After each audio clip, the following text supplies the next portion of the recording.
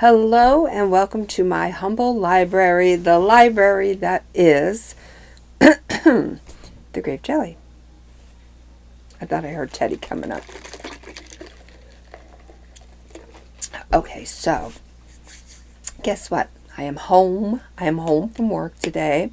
I did not even comb I wasn't home all day. I just got home. Did not even comb my hair after work. But it doesn't matter.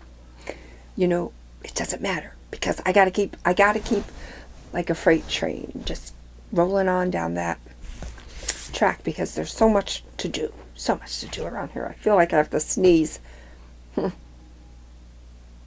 Okay, I guess not.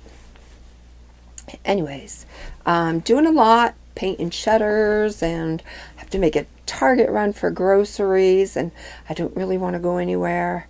I want to stay home and read. Been super busy, but I have to say, I'm proud to say my reading has not been suffering. And I haven't had any junker of books that I have been reading so far. Everything that I have chosen, I have completed or am in the process of completing.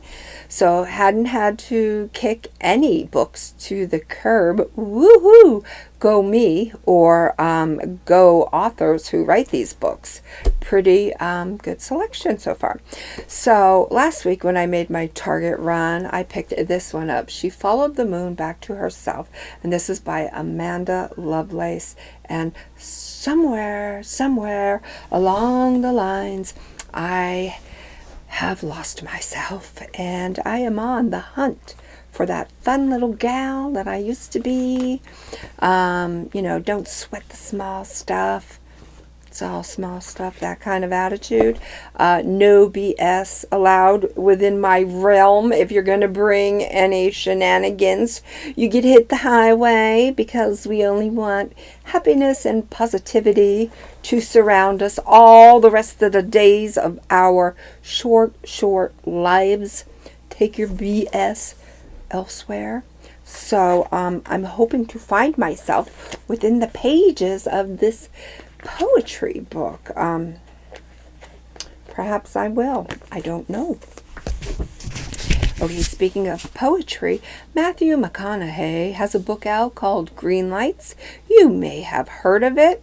I have read that book, and I have taken so many takeaways from that book. I will never stop singing its praises. It's a wonderful little book. So I thought I would pick up his new book. Is it Poems and Prayers? That's what it is. And it is exactly what the title is implying. And so what I'm saying is there's no storyline. There's no plot to get tangled up in. Just little touch and go poems to ponder and get our wheels turning.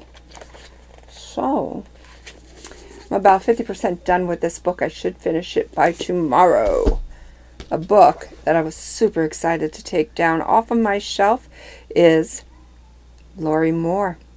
I Am Homeless If This Is Not My Home. This is a collection of little stories that go something like this. A teacher visiting his dying brother in the Bronx. A mysterious journal from the 19th century stolen from a boarding house. A therapy clown and an assassin, both presumed dead, but perhaps not dead at all. So I am working my way through the first story. A sister is writing a letter to her sister about the characters she encounters who are occupying the rooms that she is renting out. And so far, very well written, very intelligently written. A fun little book that I just finished is The Most Unusual Haunting of Edgar, LoveJoy by Roan, Parish. Love the cover. Such a fun cover. This is the story about, I'm going to say, a young couple, soon to be couple. Jamie, whose pronouns are they there, and his love interest, Edgar. Jamie is a burlesque dancer, haunted house stager, and his love interest, Edgar, sees ghosts. And the seeing of these ghosts is kind of getting in the way of a young romance. Also, there's a wedding going on within Jamie's family. There's some shenanigans within that planning of the wedding, and I should say that Jamie, just like myself, eventually has had enough and will no longer tolerate BS for himself. So, yeah, that's a good thing. A book that I am weaving in and out of is Weyward by Emilia, Hart. This is the story of 3 women who span across 5 decades. 2019, we have a woman who's being abused by her significant other. I believe is it 1916? No, 1619. 1619. Right around there, we have a woman who is being accused of witchcraft right in time for spooky season.